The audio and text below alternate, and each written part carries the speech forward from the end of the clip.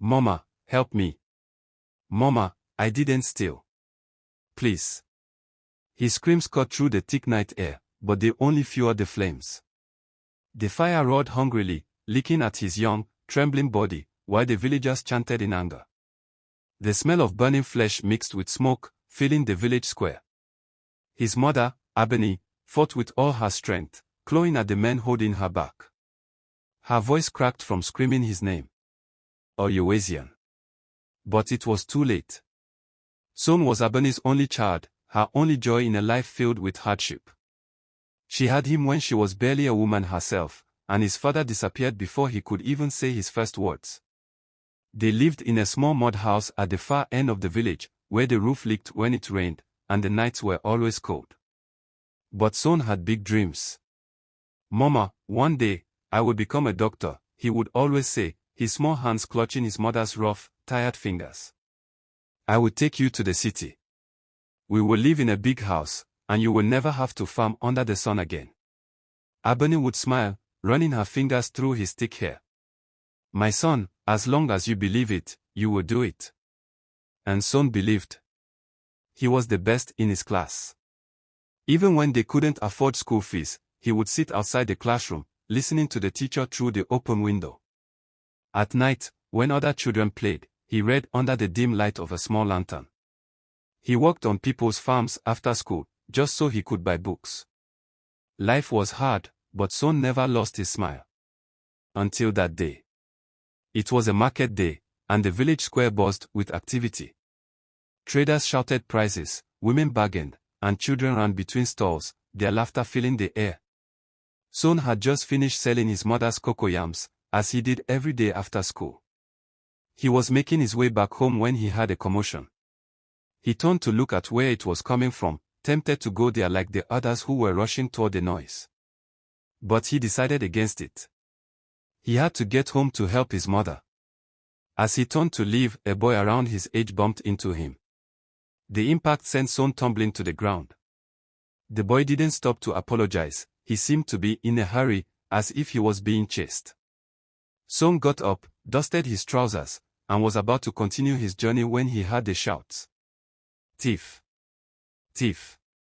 His head snapped in the direction of the noise, just as a man's furious finger pointed straight at him. That is him. That is the boy who stole my wristwatch. A ripple of shock passed through the crowd. Seun's heart stopped. Me? No. I didn't steal anything. But the crowd had already made up their minds. The man claimed his wristwatch had been stolen, and Seun had been seen near the scene. Search him, someone shouted. Hands grabbed him roughly, and before he could protest, they reached into his pocket. There it was, the missing wristwatch. Seun's eyes widened in horror. No. I didn't take it. Someone must have put it there. But the villagers didn't listen. Liar, someone spat. Before he could react, a thick rope tightened around his wrists, cutting into his skin. Please, he begged, struggling. I swear, I didn't do it. The villagers didn't listen.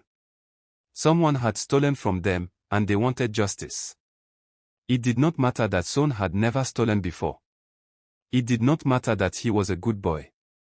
Ebony came running, her wrapper dragging in the dirt, her face filled with terror. My son cannot steal. He is a good boy. Please, let him speak. She fell to her knees, gripping the feet of the village chief. I beg you. But the chief only turned his face away. The villagers shouted. They wanted action. They wanted to make an example of him. They dragged him to the village square, piled dry wood around his trembling body, and struck a match. The fire rose. And Ebony's world burned with it. Days passed, but Ebony did not leave the ashes where her son had died. She sat there, weeping, refusing food, refusing sleep. Then, the whispers began. At night, she heard his voice. Mama. She turned sharply, her heart pounding. But there was no one. The next night, she saw him. His small figure stood outside their house, his once bright skin now covered in black ash. Mama, he said softly, Why didn't you save me? She screamed, falling to her knees. Night after night, his spirit came. Sometimes crying, sometimes staring. The villagers began to whisper. Some claimed they heard his voice in the wind, others said they saw shadows moving near the village square. Guilt spread through the village like a disease.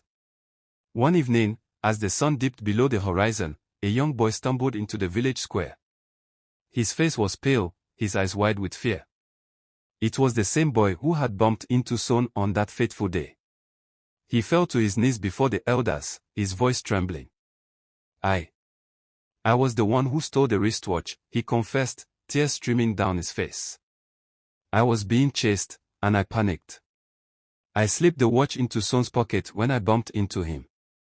I didn't think. I didn't know they would. His voice broke, and he buried his face in his hands. The elders stared at him in shock. The villagers who had gathered around murmured among themselves, their guilt weighing heavily on their hearts. Seun's ghost has been haunting me, the boy continued, his voice barely above a whisper. He won't let me sleep. He won't let me forget what I did. The village fell silent. The next morning, the villagers gathered outside Ebony's hut. They came one by one, their heads bowed in shame. We were wrong, the first villager said, his voice trembling. We judged too fast. We killed an innocent boy. Ebony sat on the ground, her eyes hollow, her face streaked with tears. She didn't speak. She didn't need to. One by one, they came, confessing their guilt, begging for forgiveness. But it was too late. The dreams of a doctor had turned to ashes. A mother's hope had turned to grief. And the village had to live with the ghost of their mistake. Too many lives have been lost because people act without thinking. Because anger replaces reason. Because no one stops to ask, what if we are wrong? Seun was not the first. And he will not be the last. How many dreams have been burned by hasty hands? How many mothers have wept for children they should have been able to hold? Justice is not about speed. It is about truth. And truth takes time. They say to this day, when the wind blows through the village square at night, it carries the cries of a boy who was never given a chance to speak. And